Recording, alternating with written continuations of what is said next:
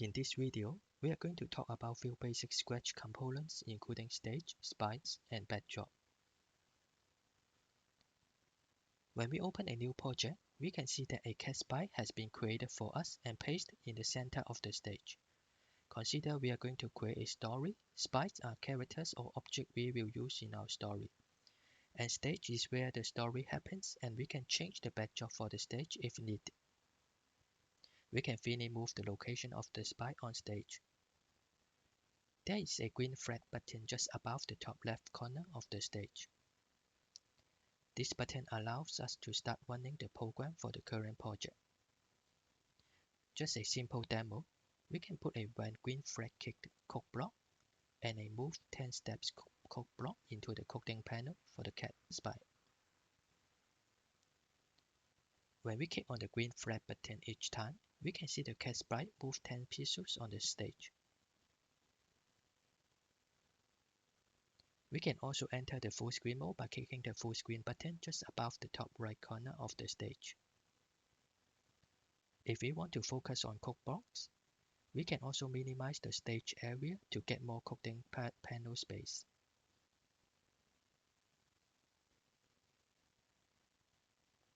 Now, let's look at the sprite panel. The sprite panel shows us all the sprites we have for this project. And currently, we only have the default cat sprite with name sprite1. Let's give it a more meaningful name, cat.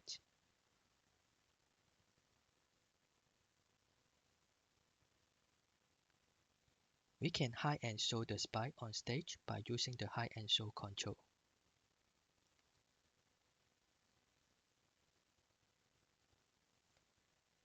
We can also change the location of the sprite using the x-axis and y-axis value. When we change the x-axis value to a bigger value, it will move the sprite forward. When we change the x-axis value to a smaller value, it will move the sprite backward.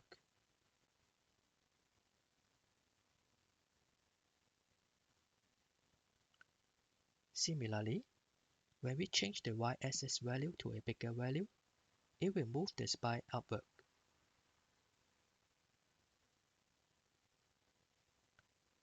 When we change the y-axis value to a smaller value, it will move the sprite downward.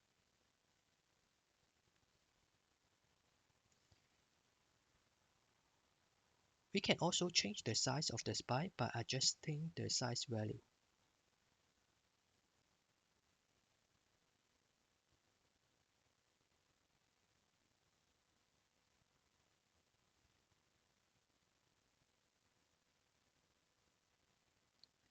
We can change the direction of the sprite facing using the direction control.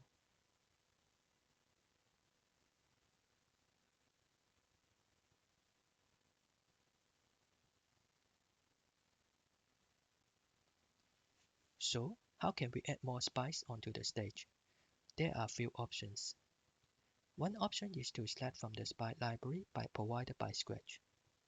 As you can see, there is a lot of sprites in different categories. Let's pick a crab from the animal category. Each sprite will have its own coding script. We have a simple movement code block for the cat sprite, but there's nothing for the crab yet. Another way is to create a new sprite using the print option, which will take you to the Costumes tab to create a new costume for the new sprite. Each sprite must have at least one costume for it to be shown on stage. There is also a Sprites option, which will pick a random sprite from the sprite library. With the upload option, it allows us to load an existing sprite from our computer into the current project.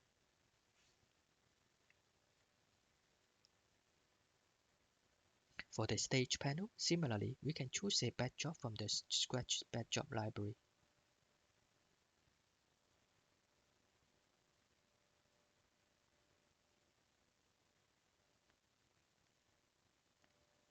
We will pick a blue sky backdrop here. We can also use the print option to create a new backdrop.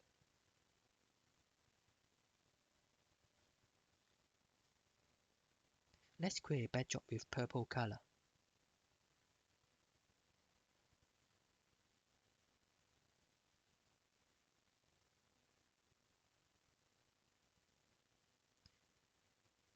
Similarly, the Sprites option allows us to pick a random backdrop from the backdrop library. With the Upload option, it allows us to load an existing backdrop from our computer. Okay, we have just learned what are stage, sprite, and backdrop in this video. Let's get into the main part of the Scratch programming with code blocks in next video.